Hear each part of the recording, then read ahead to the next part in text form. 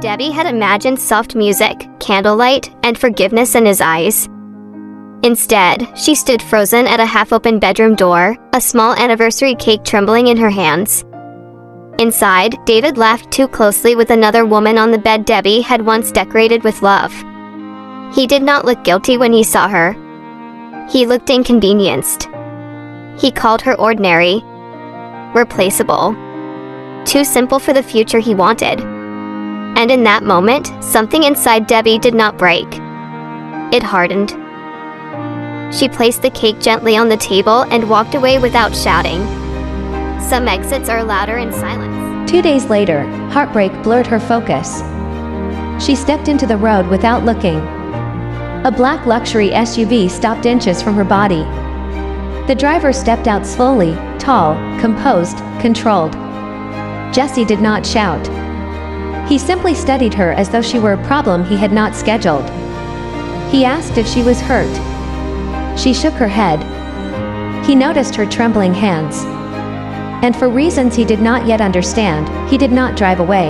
Inside a quiet hospital room, Mrs. Sunny held her son's hand with fragile strength. She did not fear death. She feared leaving him alone. Her only wish was simple, to see him married before she closed her eyes for the last time. Jesse, who negotiated billionaire deals without blinking, found himself unable to negotiate this. He promised her. And promises to mothers are sacred. Jesse found Debbie again. Not by accident. By intention. He offered her a contract marriage, respectful, temporary, beneficial. She would gain stability. He would fulfill his mother's final wish. There would be rules. No emotional expectations. No interference. No love. Debbie listened carefully. A woman who has just been discarded learns quickly how to protect herself. She agreed. Not because she believed in him, but because she no longer believed in fairy tales. The ceremony was elegant, quiet, strategic. Gold decorations, high society guests, cameras flashing. They stood side by side like a perfectly arranged headline.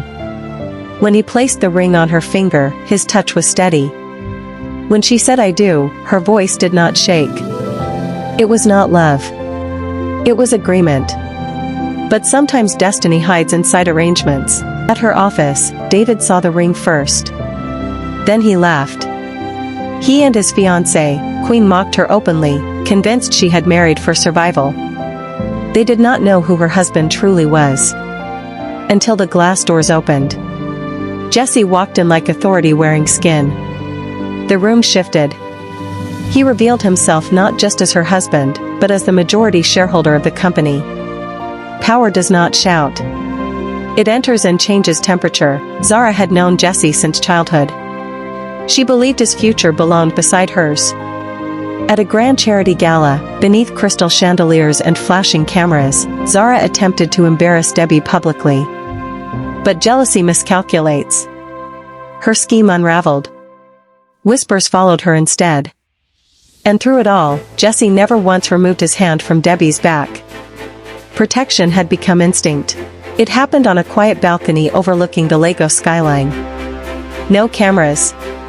No contracts. No audience.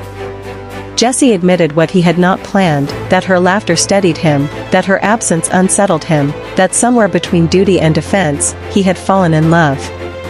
Debbie searched his eyes carefully. She found no calculation there.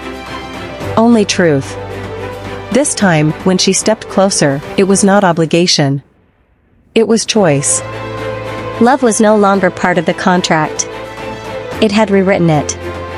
After Mrs. Sunny passed peacefully, believing her son was happy, Jesse stood beside Debbie not out of duty, but devotion. He chose her in the morning. He chose her in public.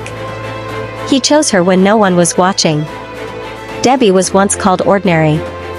Now she understood something powerful. The right man does not choose you loudly. He chooses you daily. And Jesse did exactly that.